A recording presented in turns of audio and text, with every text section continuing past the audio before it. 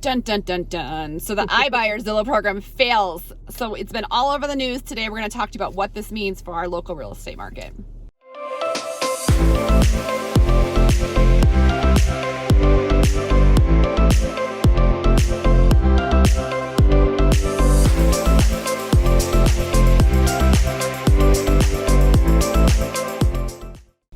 Okay guys, it's Kayleen and Lori here with The Finest Agents. We love helping fellow agents perfect Rockstar, your real estate their thing on video marketing. I'm not coming up with the right word right now.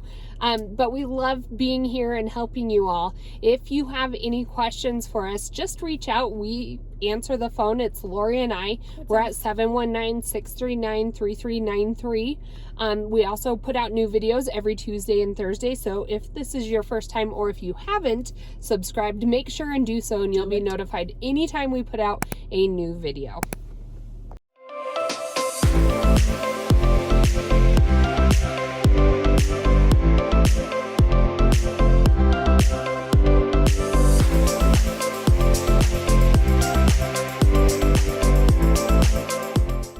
Okay guys, so you want to know why the iBuyer program has gone down. Well, Lori and I are going to give you our perspective on why it didn't work out, and we've done probably a handful of transactions with Zillow this last year just because there were so many in our community and we hated doing every single one of them. Well, not really. Sometimes the home was a good option for one of our clients, but it was definitely different than working with a traditional broker on the other end.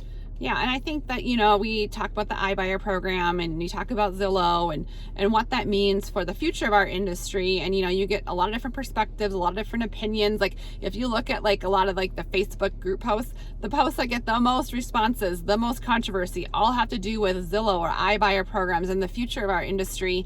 And so when the Zillow announced that they're closing their iBuyer program, what does that mean? I always think Zillow has something else in their back pocket. I mean, they're a $1 billion company. Yeah. They have tons of investors. They know when to call it quits. They know when to call it quits, but maybe they're going to come back and restructure how they're doing it. I feel like Zillow's structure was off, and I think they've learned from it. Maybe they'll come back, once they have so much inventory right now, and they're counting on it being a seller's market. They're counting on values. They're throwing these home value purchases into an algorithm and not putting eyes on a property specifically.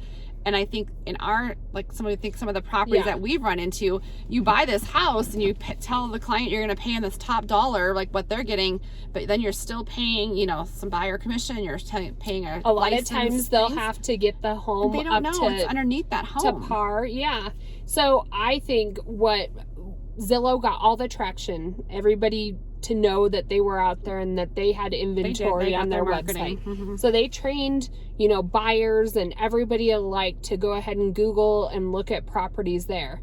Well, a problem is that their algorithms, especially with the market changing so rapidly across the entire country with COVID, is, the house that was across the street that was going for $450,000 last year, because there were 3-4 people that moved right down the street as well, that did not get thrown into the computer system for it to generate as much as that the price has jumped. And so that house that was $450, maybe $525, even $550 now, and it's less than a year, and the algorithm just couldn't keep up with it. They're looking at conditions, and you can conditions. A picture's one thing, or to have something go in the house, but when you walk into a house as an agent, I can tell you it smells like smoke. Or I can tell you, the walls, it looks good in a picture, but this whole house needs to be painted. Or, some of those things that I know if you're going to drive that high price point, I don't know if it'd be picked up with an algorithm that Zillow's pulling. Well, and they were allowing buyers to go into homes by themselves. No pressure, they could get their code, they could go see a house by themselves. But it's totally different. It's like going and shopping for a pair of shoes.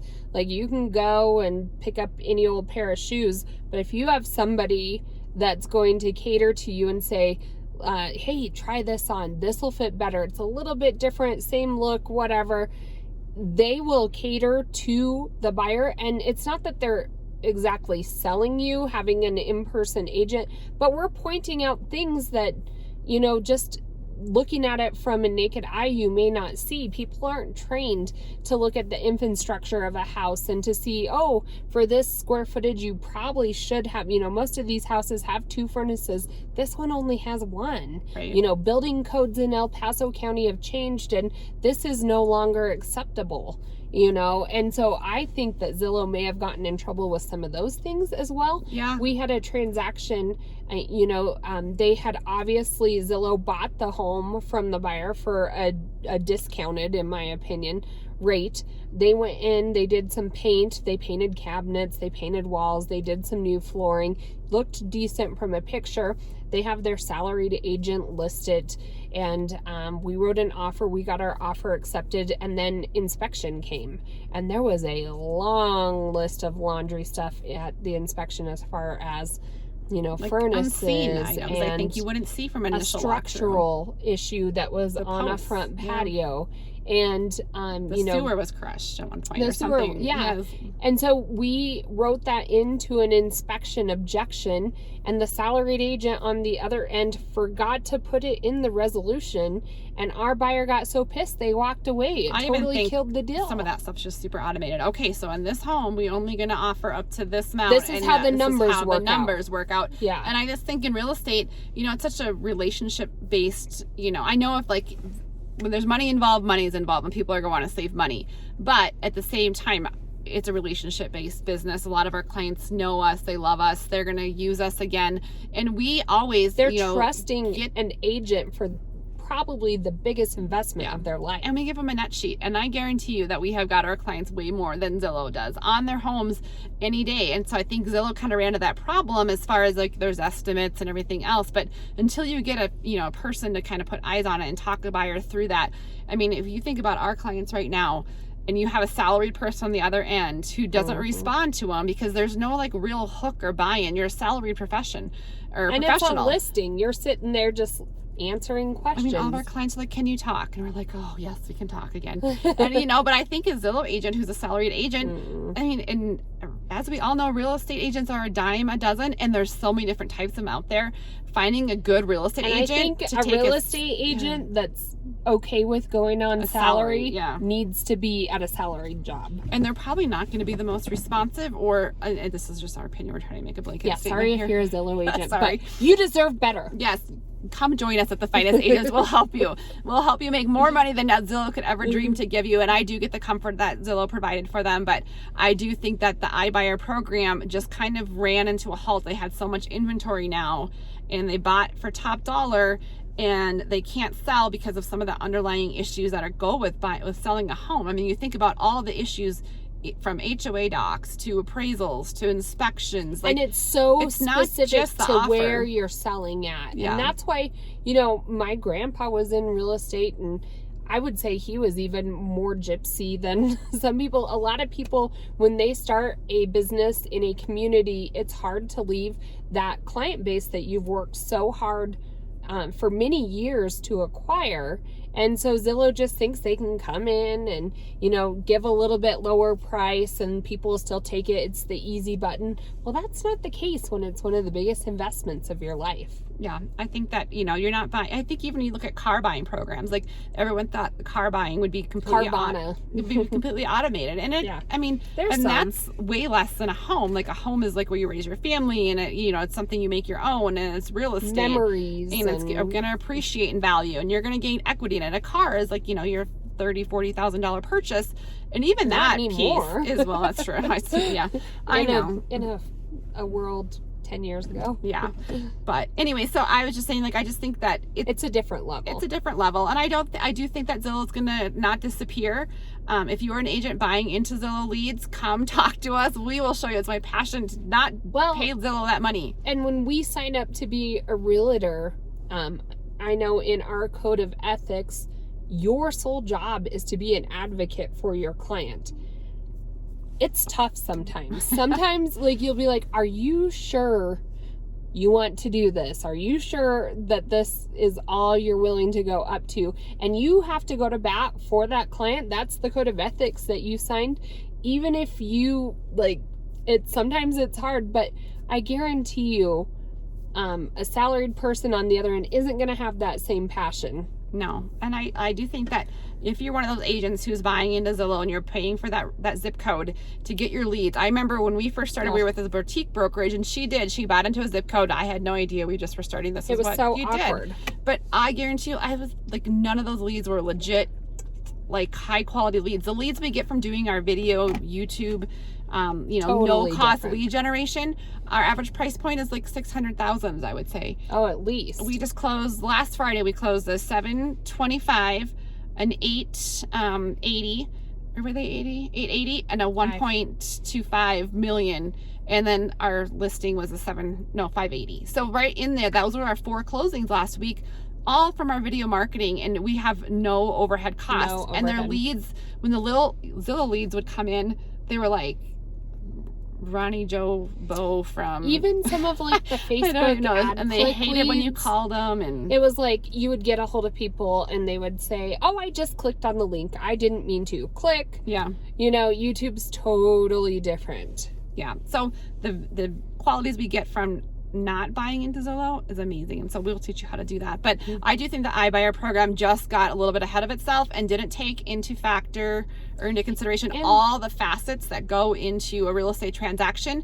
And how is Zillow now going to take the iBuying program, if they come back in the future, and not just throw it into their algorithm, which is fine, but also you're going to have to put into all those other facets as far as, okay, what are the underlying pieces and how are we going to handle those as we go through the transaction? As far as like people, any investors, we belong to a lot of different Facebook groups and see different conversations. And with supply chain issues, that's a whole different deal. And time equals money. Mm-hmm. So if you can't get in lighting, windows, sitting paying that mortgage, they're paying that mortgage. You're carrying that overhead for how many months? When's your bottom line? When do you start losing money? Mm-hmm. And so I do think that part of why they probably pulled back is supply chain issues. Yeah, that was one thing. They sat there forever, and getting a good, as everyone knows, getting a good contractor into your own home is impossible. And I'm trying to redo my bathroom, and I'm like, geez, or an FHA loan, and you have, they're going to sit there. We have a lot of people, especially in our city, who use VA.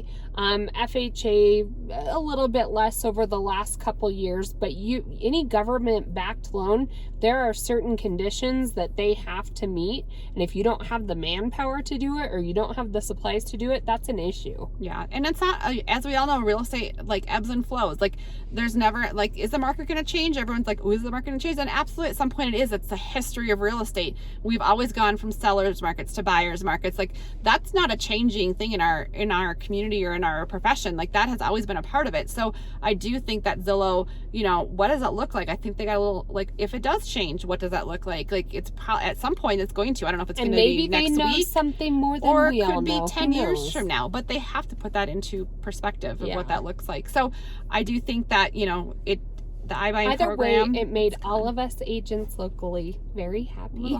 A little punch to them a little bit. So anyways, if you guys are thinking of getting into real estate, or you're in real estate and you want to join us here, we'll teach you how to lead gen.